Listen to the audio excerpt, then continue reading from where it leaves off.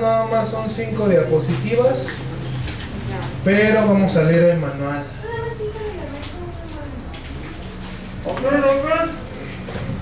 Así que por eso fue rápido el receso, para que salgan temprano. No, esta no se la pasamos, sigue. Hoy vamos a ver acerca de los mártires de Lyon y Viena, que son ciudades en el país de Francia, François. Aunque ahorita se ha vuelto famoso el francés. ¿Los mártires de qué? De Lyon y Viena. Dice, la primera vez que Francia aparece en la historia del cristianismo, se presenta acompañada de una legión de mártires, primicias gloriosas de los miles que en siglos posteriores sellarían con su muerte el testimonio de la fe que habían abrazado. ¿Por qué vamos a leer el manual? Vamos a ver nada más eso de la intro, pero vamos a leer el manual, todo lo del manual que sigue, porque yo lo estaba leyendo y cada una de las historias me impactó. Hasta ahí narran historias de niños, de jóvenes, que dieron su vida por el simple hecho de ser cristianos. Así que vamos a ver estas historias de estos mártires.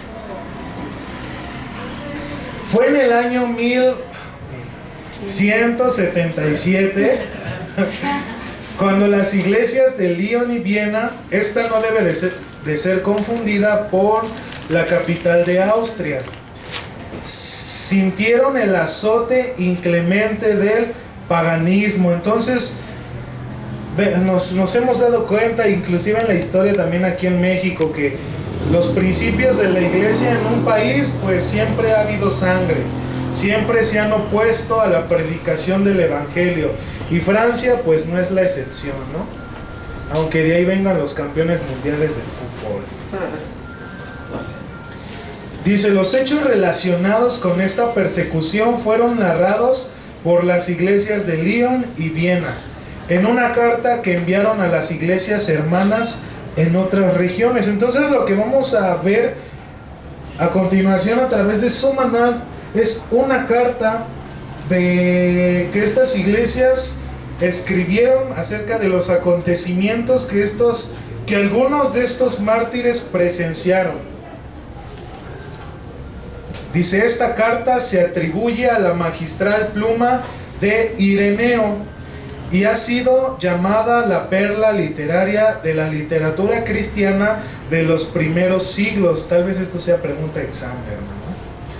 Al presentar a nuestros lectores los hechos de estos mártires. Este Ireneo pues fue uno de los líderes de la iglesia en Lyon y Viena, y fue aquel encargado que hizo y escribió esta carta. Bien, vamos a su manual, a la página 26,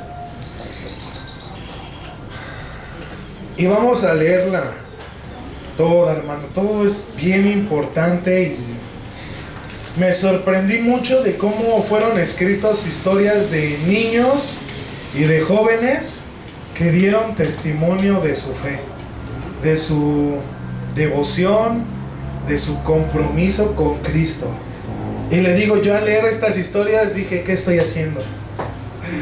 ¿Qué estoy haciendo de mi vida, Señor? Si estos niños, estos jóvenes dieron sus vidas por decir que son cristianos, ¿yo qué estoy haciendo? Entonces debe de ser de motivo, y motivo para los adultos, para que instruyan bien a sus niños y sean sus hijos como estos que vamos a leer, con esa determinación de Cristo. O sea, que el legado que más le puedan dejar a ustedes a sus hijos sea Cristo, esa pasión que vean en ustedes y que sus hijos sean igual. Que, oye, ¿por qué no celebras Halloween? No, porque Dios no le agrada. Y que el mismo niño, su mismo hijo, declare el evangelio y declare la fe en Cristo. Entonces debe de ser de motivación también para ustedes como padres, para que instruyan a sus hijos. Porque estos niños fueron así porque la instrucción que les dieron. Entonces vamos a su manual, página 26. En el párrafo donde dice, he aquí el preámbulo, después del título, los mártires de Lyon y Viena. ¿Ya están ahí, hermanos? Sí. Dice el preámbulo, o sea, el saludo que hace este Ireneo. Los siervos de Jesucristo que están en Viena y Lyon, en la Galia, a los hermanos de Asia y de Frigia, que tienen la misma esperanza, paz, gracia y gloria de la parte de Dios Padre y de Jesucristo nuestro Señor. Dice, empieza la narración de los sufrimientos y dice, ¿alguien que lo quiera leer, hermanos, este párrafo? Dice, jamás las palabras podrán expresar, ni la pluma describir, el rigor de la persecución, la furia de los gentiles contra los santos, la crueldad de los suplicios que soportaron con constancia los bienaventurados mártires. El enemigo desplegó contra nosotros todas sus fuerzas, como preludio de lo que hará sufrir a los elegidos en su último advenimiento, cuando haya recibido mayor poder contra ellos. No hay cosa que no haya hecho para adiestrar de antemano a sus ministros en contra de los siervos de Dios. Empezaron por prohibirnos la entrada a los edificios públicos, a los baños, al foro. Llegaron a prohibirnos toda aparición, pero la gracia de Dios combatió por nosotros, libró del combate a los más débiles y expuso a los que por su coraje se asemejan a firmes columnas, capaces de resistir a todos los esfuerzos del enemigo. Estos héroes, pues habiendo llegado a la hora de la prueba, sufrieron toda clase de oprobios y tormentos, pero miraron todo esto como poca cosa, a causa del anhelo que tenían de reunirse lo más pronto a Jesucristo, enseñándonos por su ejemplo que las aflicciones de esta vida no tienen proporción con la gloria futura que sobre nosotros ha de ser manifestada. Desde que empezamos a leerlo decimos guau, ¿no? Y lo que viene es más guau. Ver la discriminación primero que sufrieron nuestros hermanos, ¿no? A los baños no los dejaban entrar, ¿no? Recordemos que antes solamente había baños públicos y ahí se bañaban y ahí hacían todo. Entonces, solamente los feudales, los de mayor poder tenían sus baños privados, ¿no? Pero antes solamente había públicos para toda la plebe. Lo otro, como aquí el autor empieza a asemejar a estos héroes como columnas.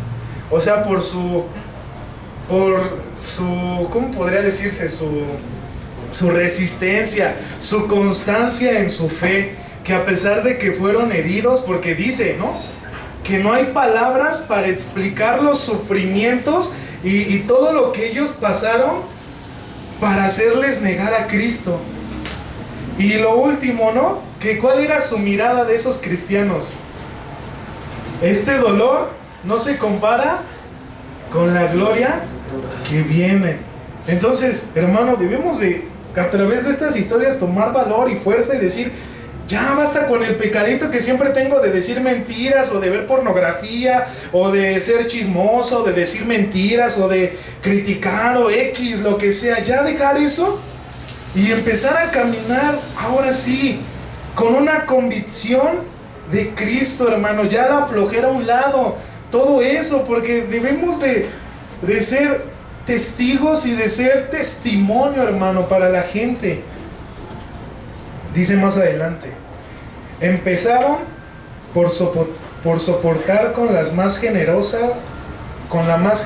constancia todo lo que se puede sufrir de parte de un populacho insolente. ¿Recuerdan qué es el populacho?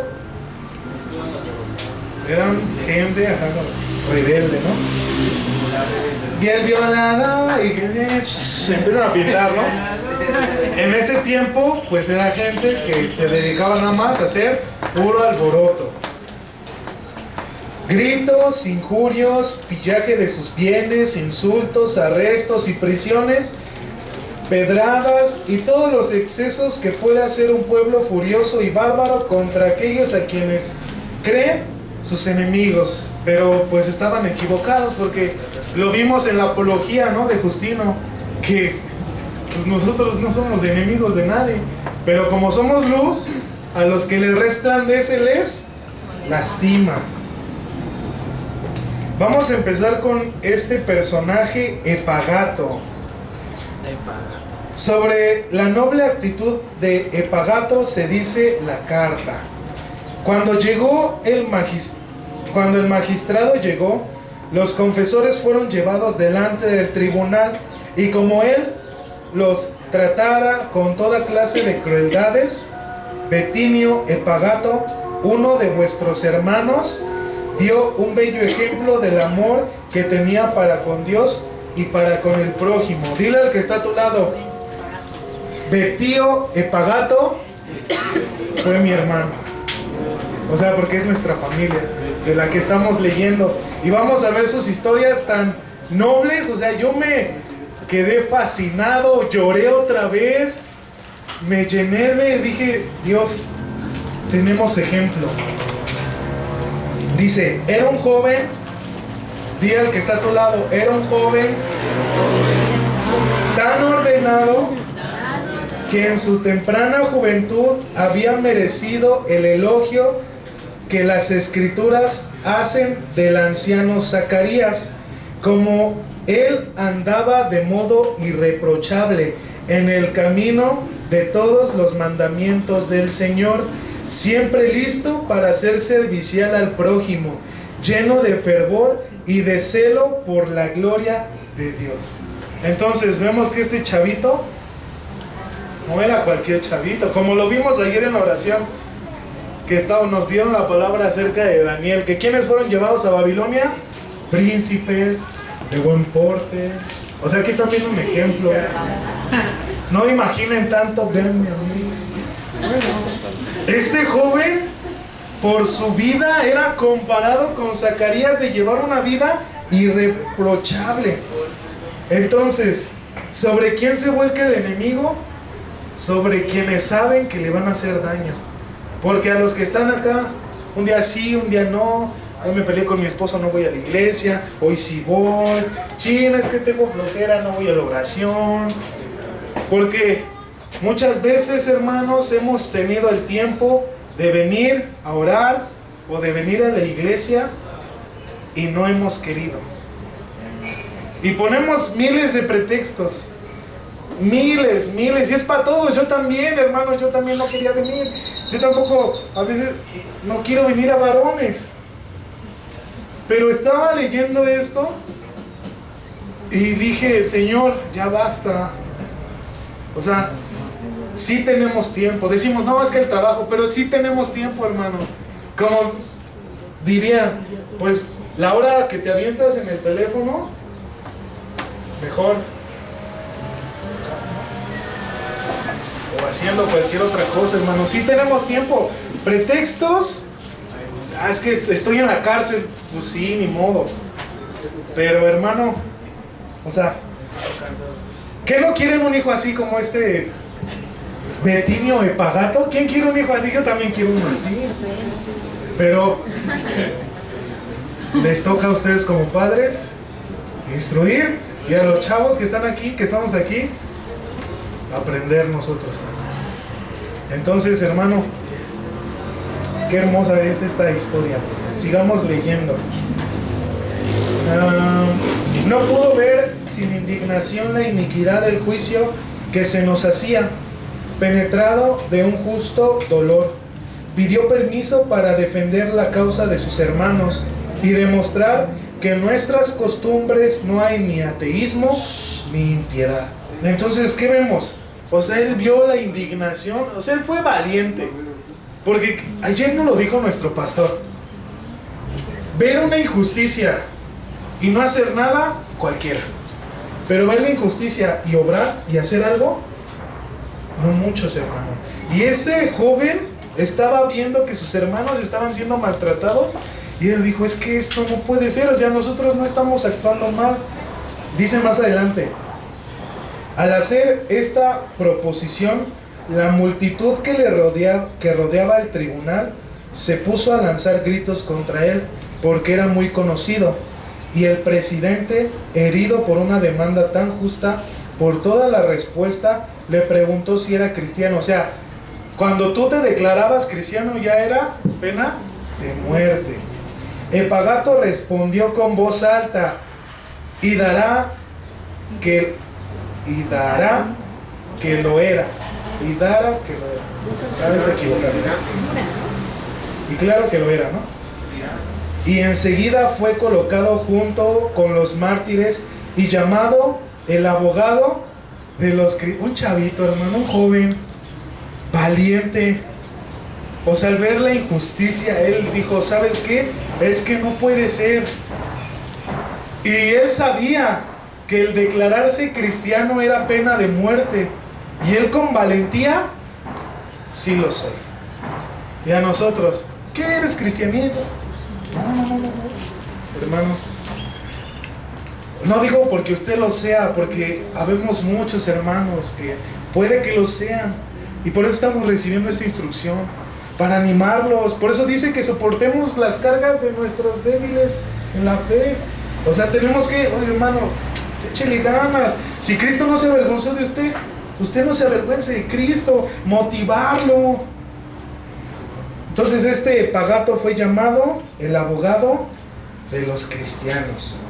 Nombre glorioso que merecía, porque tenía tanto o más que Zacarías el Espíritu dentro de sí por abogado y consolador, lo que demostró por medio de ese amor ardiente que le hacía dar su sangre y su vida en defensa de sus hermanos. Era un verdadero discípulo, siguiendo en todas partes al Cordero Divino. Y a nosotros como jóvenes nos anima. Yo quiero ser como Él. Debemos de buscar, hermanos, ser esos hijos de Dios que Él busca. Por eso dice su palabra en Juan.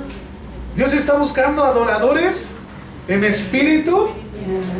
Esto que estaba haciendo es que está nombre, está difícil su nombre, Epagato, estaba adorando a Dios. Porque ¿qué es adorar? Mi respuesta a la presencia de Dios es una acción que conlleva mente, pensamientos, corazón y una actitud de reverencia ante Dios. Entonces, él estaba declarando, Él es mi Señor. En medio de, como Jesús, ¿no? En Isaías, en medio o rodeado de lobos feroces que lo querían devorar, Él se mantuvo firme. Estos son los adoradores que Dios está buscando. No gente que canta como Gilson, o como un corazón, o como X. Esto es la adoración que Dios está buscando. Entrega de vida. Porque lo que decimos, mira, ahorita lo dije y se lo llevó el aire. Pero nuestros hechos perduran, hermanos. Ahora vamos a ver acerca de Blandina. Esta jovencita me impactó tremendamente su historia.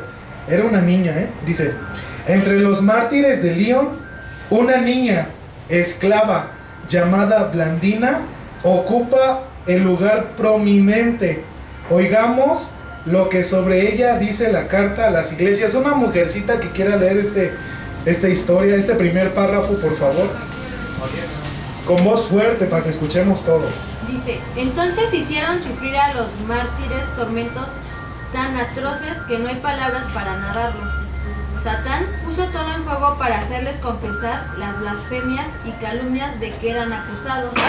El furor del pueblo, del gobernador y de los soldados se manifestó especialmente contra Santos, diácono de Viena, contra Maturo, neófito, pero ya atleta generoso, contra Atalia, natural del Pérgamo, columna y sostén de la iglesia de aquella ciudad, y contra Blandina, joven esclava, por medio de quien Jesucristo ha dejado ver cómo Él sabe glorificar delante de Dios.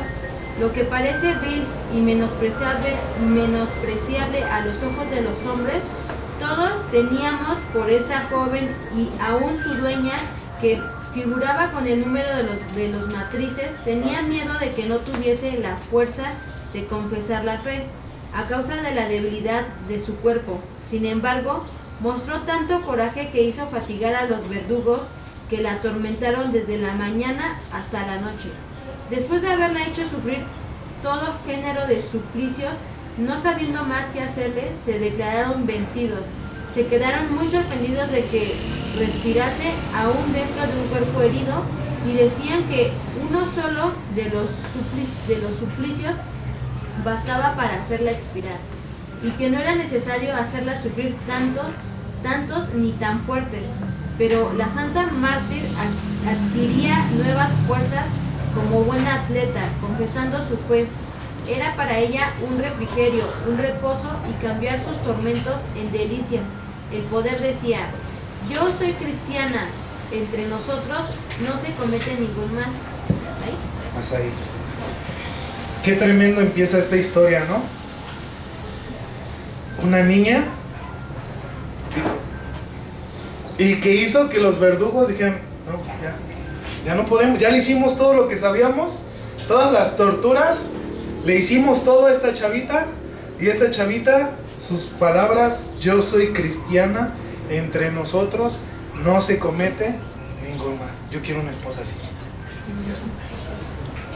con una convicción, con una pasión. Mujeres no quisieran ser así, como esta niña. O sea, esta niña les ha dejado ejemplo de cómo es la convicción en Cristo. O sea, imagínense una niña y a nosotros nos dan un cachetadón y ya se te infla y ya, y muere, ¿no? Y esta chavita, o sea, ni nos queremos imaginar. O sea, antes eran súper sádicos, hermano. O sea, de verdad, horriblemente sádicos. Pero esta chavita blandina se mantuvo firme. Dice más adelante, sobre su primera presentación en el circo, dice: no, esta historia, hermano, que sigue está tremenda. Y escúchela, y óigala, y léala. Blandina fue suspendida en un poste. O sea, imagínensela, léalo, pero imagínense esta chavita. Fue suspendida en un poste para ser devorada por las bestias, estando atada en forma de cruz y orando con mucho fervor. ¿Qué estaba haciendo? O sea, vean la madurez de, aunque era pequeña, su madurez como María. Llenaba de coraje a los otros mártires que creían ver en su hermana la representación del que fue crucificado por ellos, para enseñarles que cualquiera que sufra aquí por su gloria gozará en el cielo de la vida eterna con Dios su Padre. Pero como ninguna bestia se atrevió a tocarla, le enviaron de nuevo a la prisión, reservándola para otro combate, para que, apareciendo victoriosa en muchos encuentros, hiciese caer por una parte una condenación mayor sobre la malicia de Satán, y levantase por otra el coraje de sus hermanos, quienes veían en ella una muchacha pobre, débil y despreciable, pero revestida de la fuerza invencible de Jesucristo, triunfar del infierno tantas veces y ganar por medio de una victoria gloriosa la corona de la inmortalidad. O sea, su máquina. Lo vuelvo a leer y quiero llorar, hermano, porque digo, cumplió un propósito el que ella aguantara. ¿Sí captó el propósito del que ella aguantara tanto martirio? ¿Cuál fue? A ver, lo acabamos de leer. Darles valor a sus hermanos para seguir fortalecidos ellos, para fortalecerse ellos, ¿no? O sea, por eso Dios usa, por eso dice, lo sabio de Dios es insensato para los hombres. O sea, lo que Dios usa, nosotros no nos lo imaginamos. Y usó una jovencita para ayudar a sus hermanos, que inclusive a lo mejor y tenían más años en Cristo, eran más adultos, ya habían vivido más, porque esta chavita a lo mejor nunca se casó, nunca tuvo una familia, nunca tuvo hijos, pero a pesar de su corta edad, dio un gran testimonio de Cristo. El segundo encuentro de Blandina aparece en el circo junto con el joven Póntico Y la carta dice así, alguien, otra hermanita que nos quiera leer este párrafo. El último día de los espectáculos hicieron comparecer de nuevo a Blandina y a un joven de unos 15 años llamado Póntico. Todos los días lo habían traído al anfiteatro para intimidarlo por la vista de los suplicios que hacían sufrir a los otros.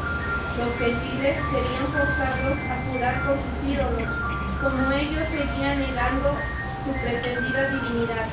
El pueblo se enfureció contra ellos y sin ninguna compasión por la juventud del uno ni por el sexo de la otra.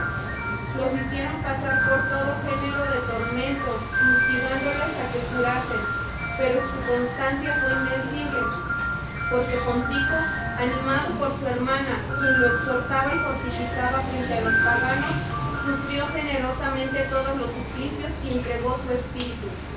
La bienaventurada Blandina quedó, pues, la última, como una madre noble, que después de haber enviado delante de ella sus hijos victoriosos, a quienes animó en el combate, se apresura para ir a unirse con ellos, entró en la misma carrera con tanto gozo como si fuese al festín nupcial y no al matadero, donde serviría de alimento a las fieras, después de haber sufrido los azotes, de ser expuesta a las bestias, de ser quemada en la silla de hierro candente. La encerraron en una red y la presentaron a un toro, que la arrojó varias veces al aire, pero la santa mártir, ocupada en la esperanza que le daba su fe, hablaba con Jesucristo y no sentía los tormentos. Al fin degollaron esta víctima inocente y los mismos paganos confesaron que nunca habían visto a una mujer sufrir tanto ni con tan heroica constancia. Yo creo que estos dos jóvenes fueron más cristianos fue más cristianos de lo que nosotros somos ahorita. Un jovencito de 15 años y esta joven. O sea, la silla de hierro, ¿sí sabe qué es? Una silla de metal donde abajo le ponían fuego y sentado, pues toda era de metal, toda se quemaba. ¿Qué pasa? ¿Qué pasa cuando a una olla no le echas aceite y pones la carne? Cuando la quitas, ¿qué pasa? Se desprende la carne. Y esta jovencita la pasó, pero seguía, permaneció, ¿hasta que la degollaron? O sea, y lo que pasó antes de un toro que la aventó. O sea, ¿usted ha visto los eventos de toros que se hacen? ¿Cómo vienen y no son acá, sino que todavía en el suelo que hacen los toros? Sus patines que les meten a las personas. Y esta chavita salió victoriosa y hasta el final. O sea, decimos wow. Y podemos decir otra vez, Blandina y Pórtico son mis hermanos. Entonces, hermano, por eso la historia es bien hermosa. O sea, imagínenselo y diga, yo quiero ser como ellos, aunque jovencitos. Por eso decía el apóstol Pablo a Timoteo, que nadie tenga en poco tu juventud, sino que como ellos, sé ejemplo. Entonces, hermanos, ya basta de nuestra vida chafa. Sigamos adelante, porque estos dos chavitos, inclusive yo creo que han vivido la vida cristiana que toda la iglesia Mixnextlalpan está viviendo. Ellos fueron más allá. Y unos jovencitos. Santos, vamos a ver a este Santos. Dice, el diácono Santos sufrió por su parte con valentía sobrehumana todos los suplicios que los verdugos pudieron imaginar, con la esperanza de arrancarle alguna palabra deshonrosa a su fe. O sea, ¿qué buscaban ellos? Que nada más dijeran, ya niego a Cristo, ya maldigo a Cristo. Pero ellos se mantuvieron firmes. Llevó tan lejos su constancia que ni aún así quiso decir su nombre, su ciudad, su país, ni si era libre o esclavo. A todas estas preguntas contestaba en lengua romana: yo soy cristiano. ¿De dónde eres? yo soy cristiano. ¿Y tus papás? Yo soy cristiano. Su fe por encima de su vida propia, confesando que esta era la profesión, que esta profesión era su nombre, su patria, su condición, una palabra, su todo, sin que los paganos pudiesen arrancarle otra respuesta. ¡Qué convicción, hermano! O sea, su todo era Cristo, su ciudad. Y a veces decimos, es que nadie me pela, es que mi familia no me comprende. Y vivimos de esa manera. Pero estas personas, que su todo, ¿quién era? Cristo. Qué hermoso. Esta firmeza irritó de tal modo al gobernador y a los verdugos, que después de haber empleado todos los demás suplicios, o sea, yo creo que practicaron los suplicios que ya tenían y hasta se inventaron otros, ¿no? Se queda corto el quitar uña por uña lo que ellos vivieron. Hicieron quemar las chapas de cobre hasta quedar rojas y se las aplicaron en las partes más sensibles del cuerpo. ¿Cuáles son las partes más sensibles? No se los digo, pero usted ya sabe cuáles son. Al rojo vivo, qué paz. O sea, yo me he quemado con el cautín. No, hasta me duele el brazo. Imagínense al rojo vivo en las partes más sensibles. Este santo mártir vio asar sus carnes sin cambiar siquiera de postura, y quedó inconmovible en la confesión de su fe, porque Jesucristo, fuente de vida, derramaba sobre de él un rocío celestial que lo refrescaba y fortalecía. Su cuerpo, así quemado y destrozado, era una llaga y no tenía más figura humana. ¿A quién le recuerda? A Jesucristo. Pero Jesucristo, que sufría en él y desplegaba su gloria, confundía así al enemigo y animaba a los fieles, haciéndoles ver por su ejemplo que nada se teme cuando uno tiene el amor del Padre, y que uno no sufre nada cuando contempla la gloria del Hijo. O sea, hermano, por eso Dios me dio mis cachetadas también, hermano. O sea, yo lo estaba leyendo y estaba llore y llore y perdóname, Señor. Todo el tiempo fue perdóname, perdóname. Porque me hacen caras un hermano y ya me quiero ir de la iglesia. Porque no estoy de acuerdo con tal hermano y ya no le hablo. Vivimos una vida chafa, todos. Yo el primero, como decía el apóstol Pablo.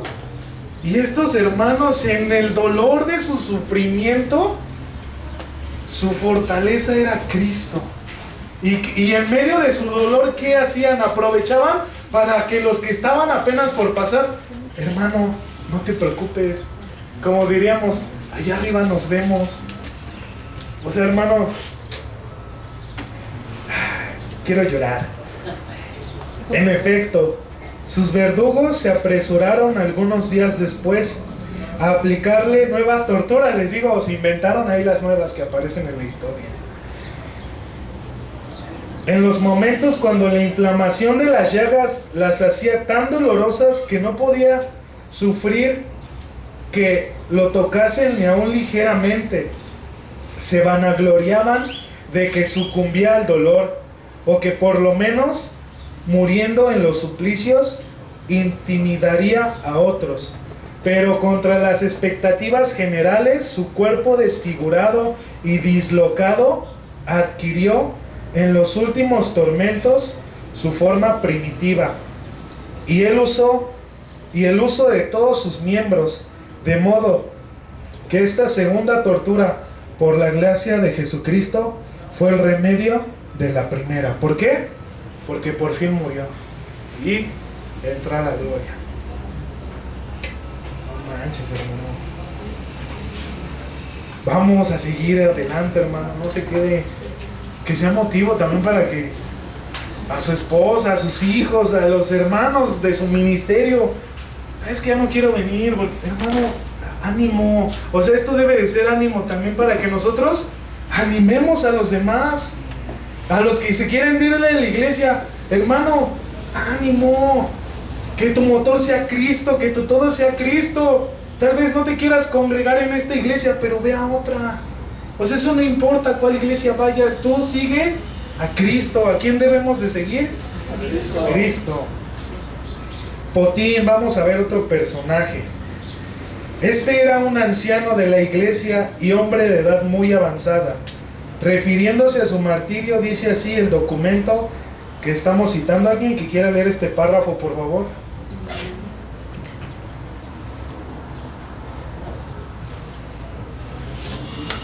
Se apoderaron del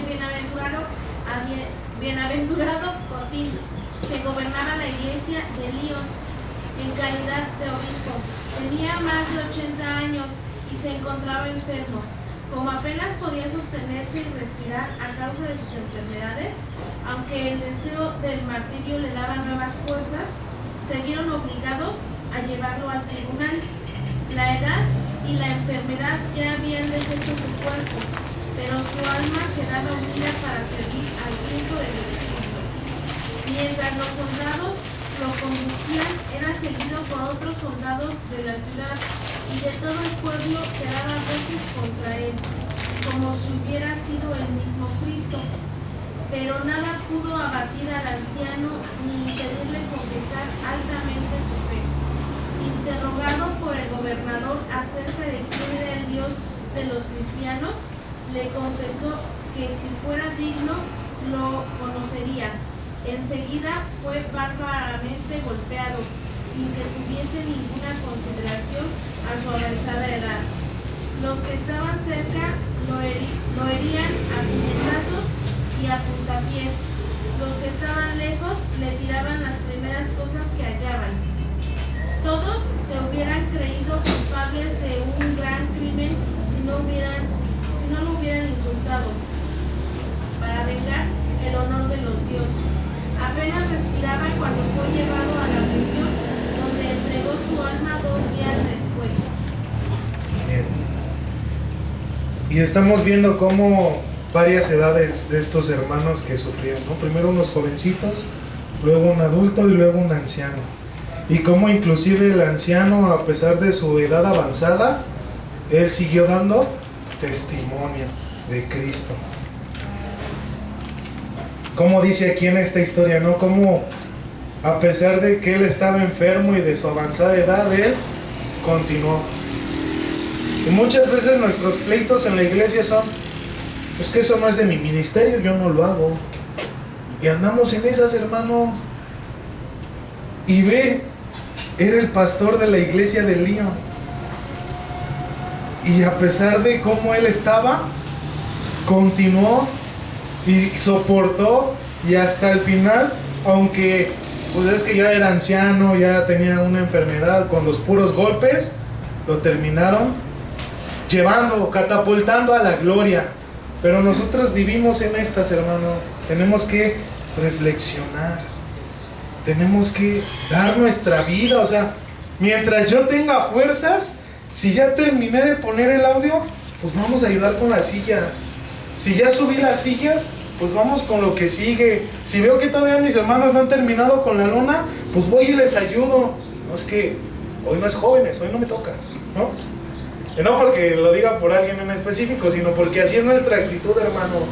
O sea, vemos basura tirada en la iglesia y la dejamos. O sea, es nuestra casa, es nuestra iglesia, y hay basura atrás de las bancas. O sea, hermanos, y no es porque yo lo puedo hacer y yo lo hago y no me importa, pero hermanos, somos todos. Allá en la lona somos todos. Pero termina y nos vamos. Haciendo eso, ¿le estamos dando nuestra vida a Cristo? O sea, de verdad le estamos entregando nuestra vida. Porque ¿qué dijimos, no? Cuando aceptamos a Cristo: ahora yo te pertenezco. ¿De verdad le pertenecemos a Él? Nos damos cuenta que no. Y es a todos, yo también. O sea, hermano, yo me sigo equivocando. pero vemos el amor de Cristo, porque si nos corrige, es porque, mira, mi papi sí me ama y los ama a ustedes también. Y quiere y espera algo mejor de nosotros. Quiere que seamos mejores, por eso nos regaña y nos motiva a través de estas historias a ser mejores, porque vamos de gloria en gloria, no de fracaso en fracaso. Otros dos mártires nobles fueron Atalio y Alejandro. Vemos lo que dice el precioso documento que traducimos. Gracias por esos traductores hermosos, porque podemos conocer estas historias. Como Atalio era un conocido y distinguido a causa de sus buenas cualidades, el pueblo pedía incesantemente que lo trajesen al combate. Entró en la arena con santa seguridad.